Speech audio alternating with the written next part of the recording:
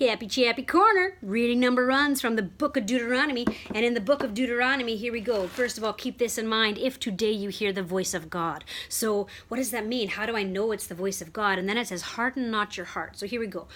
Harden not your heart. So forgiveness, love, beauty, boundless compassion. So first reading today, we've got from the book of Deuteronomy, Moses is saying, there's a prophet is going to come. There will be somebody that is going to come after me, and they're going to tell you the commandments of God. Their words will be words from God, spoken from God. And okay, we see that as Jesus in our Christian faith. And so who is Jesus? Jesus is boundless compassion, love, mercy, forgiveness, even to the point of a cross.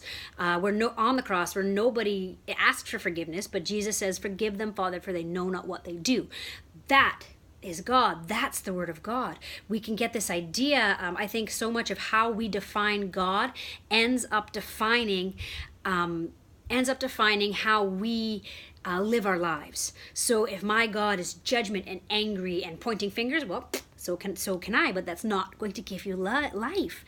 But if I'm looking at Jesus and I'm looking at inclusion and reaching out to those who are suffering and healing wounds and bringing people together to share this table of goodness and perfect love, yep, that's of God. And so it's a beautiful, beautiful thing. And so in this reading, he continues to say, anyone who does not heed the words, so heed this love, that the prophet shall speak in my name, I shall hold them accountable.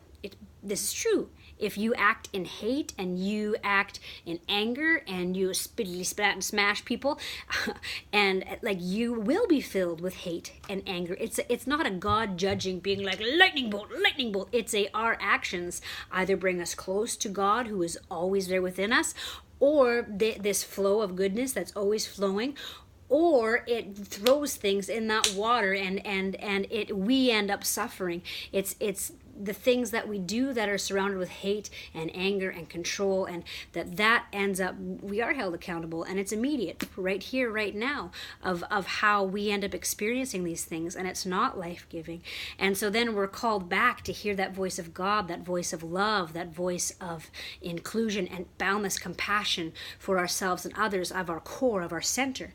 And so then he goes on to say, so anybody who is claimed, there will be people that claim to speak in my name, but who aren't.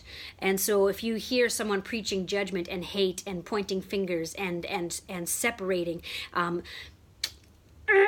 in the name of the God, sorry, so to be able to be aware of this, and as a person following love and compassion, it doesn't mean you're just okay with what other people do if it's not something that is bringing goodness in life. It doesn't mean that at all. But what it does mean is that you live differently, and you try to help people recognize a recognition to realize who they already are, which is this loving goodness, beauty, and all-encompassing compassion.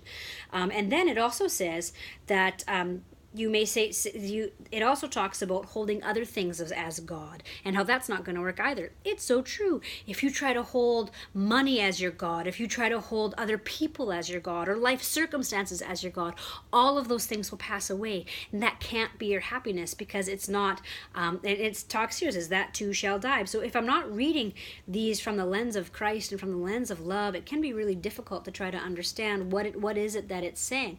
Well, it's saying that if today I hear the voice of God, sometimes we try to harden our hearts, because then it's no longer the almighty I and the almighty me, for me trying to say everything that is right and that is wrong, and then all of a sudden I have to realize that things that I've been holding on to are not life-giving at all. And so God is saying, once you hear this voice of true love and compassion and boundless compassion, that everybody is invited into, no matter what, harden not your heart.